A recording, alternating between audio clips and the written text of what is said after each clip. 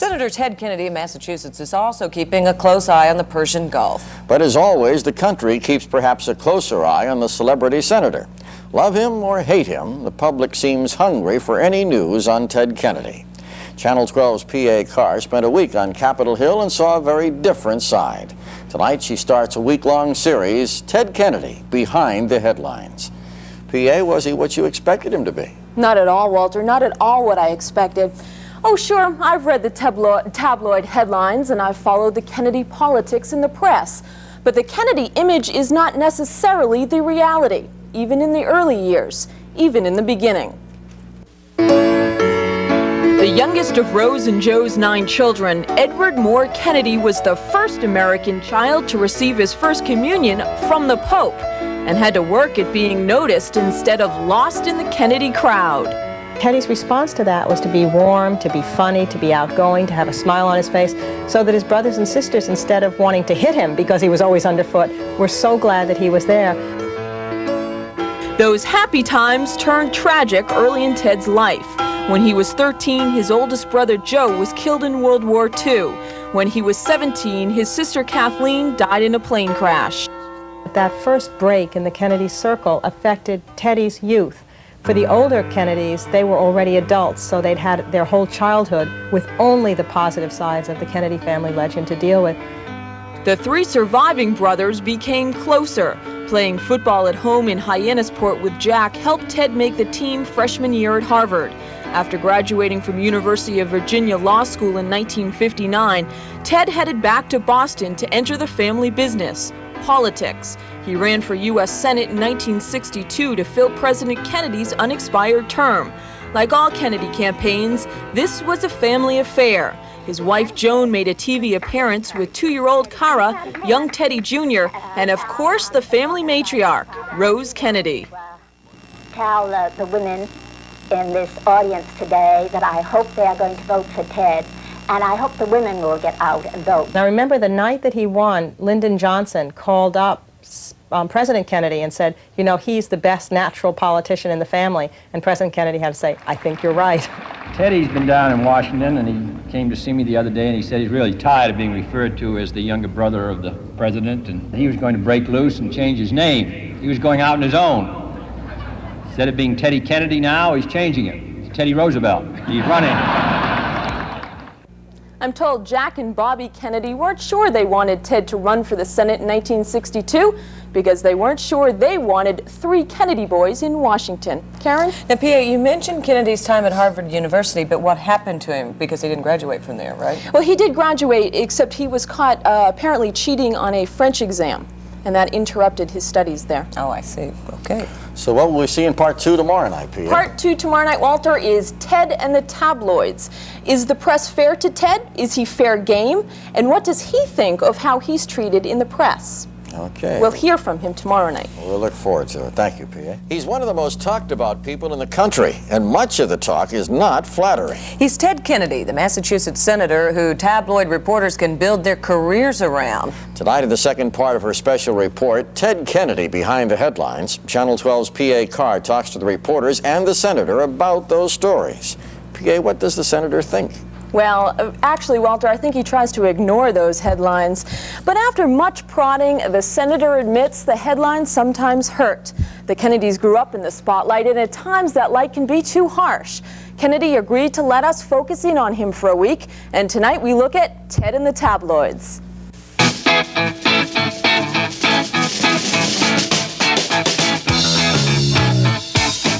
He's referred to as Teddy the K, and people think of him as a partying, womanizing drunk. In the media, I think the term, it's good copy. He's good copy. Good copy and lots of it. Reporters have followed Ted Kennedy from Chappaquiddick to rumored rowdy parties at this Washington restaurant. An energetic divorced senator from the country's most famous family. For some reporters, it appears to be open season on Ted Kennedy. I felt that the press, by and large, has been fair with me. Wow. We're right in there waiting for you. Are they?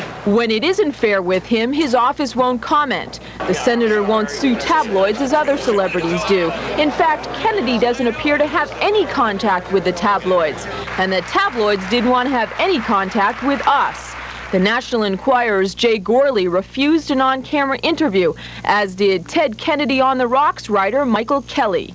Has Kennedy ever been nailed down or even responsibly questioned about some of these issues? No, I don't think he has. I don't think, and that probably adds to the mystique. I guess Kennedy is fair game. I mean, or is considered fair game. I don't know whether that's fair or not, because I don't know whether these stories are true or not. True or not, are these stories affecting his work in the Senate?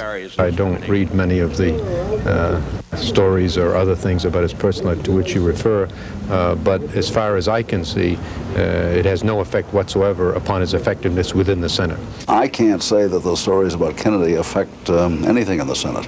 First of all, there are a lot of other people in the Senate who are not saints. I think it's probably most troublesome to, as it affects the members of your family. I think, though that's obviously, you know, an important factor, and but after all this period of time, you know, what they've, I find that you just go on.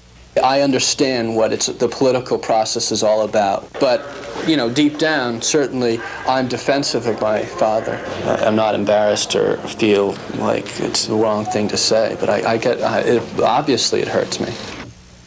Kennedy watchers have told me the senator could have chosen to be a monk sitting quietly in Washington, but he enjoys going out and leading a full social life. If he finds his name in the gossip columns, that's the price he's willing to pay. Well, P.A., where did the Michael Kelly article appear? That appears in the February edition of this past year's Gentleman's Quarterly. He is a freelance reporter who is now living in Chicago, excuse me. And I said I would go anywhere, anytime to interview him, and he refused the interview.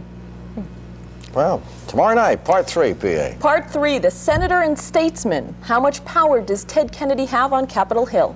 Okay, we'll look for that. Thank you. Liberal Ted Kennedy is the target of the conservatives.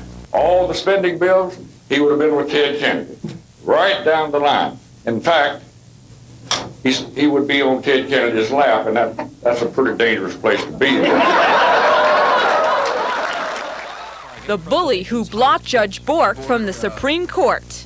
If we receive a nominee who thinks like Judge Bork, who acts like Judge Bork, who opposes civil rights and civil liberties like Judge Bork, he will be rejected like Judge Bork. He was not fair to Bork. Some of the accusations that were made were clearly outrageous. Do you still stand by your actions with regard to Bork? Very much so. This country does not, I don't believe, want to refight the battles of the past. And a man whose past 28 years in the Senate have been punctuated with pain. But now he is a man on the move, passing more legislation than anyone on Capitol Hill, staking out the liberal high ground, fighting for a national health care system, for civil rights, for a change in attitudes as much as amendments. Can you either put into perspective or help us measure how much power you have on Capitol Hill? No, I don't think.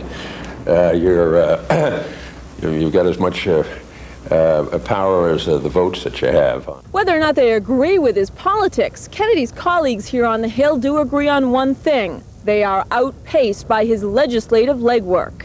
The amount of legislation he has been able to achieve with a Ronald Reagan as president and with a George Bush as president. You know, that really is an astounding thing. No doubt Kennedy critics are alive and well in Washington, but they're not talking, so we talk to people around the country. Oh, brother. No swearing. I can't even say it on television. I think that he does have the country at heart, and I think he does a good job. He has ideas that I don't approve of. Is that clear? What's clear is Senator Kennedy is the 5th in seniority, chairman of the influential Labor Committee, and has what is said to be the best staff on Capitol Hill. He plays hard but works hard and has earned the respect of his colleagues. Well, I came here to fight Ted Kennedy. It was one of the inspirational reasons for running for the United States Senate. I was tired of the way things were going. And it's been a thrill of my lifetime to find that I can pull him over to the center a little bit, and that he's been able to pull me to the center. Our responsibility to our fellow citizens, if we take seriously our oath about the equal protection. After 28 years on Capitol Hill, how much longer will Ted Kennedy stay in the Senate? Rather than attempting to move this country to strike down the barriers of discrimination. I'm feeling I'm just getting the hang of the job now. I suppose I'll continue as long as the people of Massachusetts continue to have confidence in me. 63% of the Massachusetts voters had confidence in him when he ran for re-election in 1988. How are you? Very glad to see you. But why keep running? At 58 years old, Ted Kennedy doesn't need the paycheck or the publicity. He's got a lot of unfinished business to tend to as far as doing the work that his brothers weren't able to complete. Work such as affordable health care. His most recent bill has passed the Labor Committee and may be acted on in the new Congress. Well, I've obviously been enormously frustrated as a legislator that we haven't been able to develop a national health care system. I've been working on it for 20-odd years. For generations, civil rights leaders have been pushing their causes on a slow, steady march forward. But now Senator Kennedy feels those causes are being forced back. Absolutely. Just trying to really catch up. Kennedy's civil rights bill fell short of passage by one vote. He will reintroduce a new civil rights bill soon.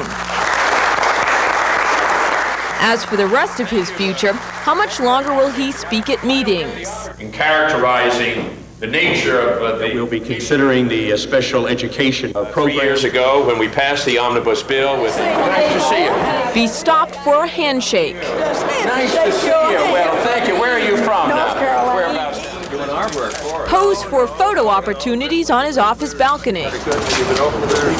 The chance to be seen and heard, to have an impact on people's lives, to carry on the Kennedy commitment. Observers say that's what may motivate the senator now, no longer the desire to be president. I'm not sure that when you've lived with the desire for the presidency, it ever goes away. But that doesn't mean that it's a daily part of your life to be worried about the fact that you're not president.